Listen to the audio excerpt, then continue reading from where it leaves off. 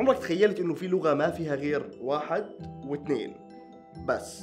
في عالم لغويات راح يدرس لغة قبيلة بدائية بأفريقيا، ويوم من الأيام راح السوق، اتفاجأ بشغلة غريبة صارت. واحد كان بده يشتري قمح، طبعا ما في عندهم مصاري فبيشتغلوا بالمقايضة. كان معه قوس، أعطى البياع القوس وأخذ سلتين قمح، رجع أعطاه كمان قوس وأخذ كمان سلتين قمح. العالم استغرب هذا السلوك، بس لما درس لغتهم اكتشف إنه عندهم 3 أرقام بس، 1 و2 وكتير.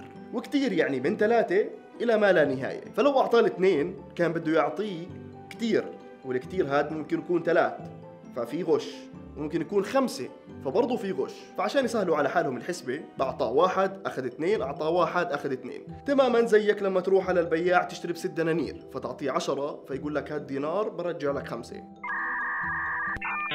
وهذا مثال كتير صغير كيف ممكن تأثر اللغة على سلوك الناس اللي بيحكوها. حياتهم سهلة الإفريقيين صح؟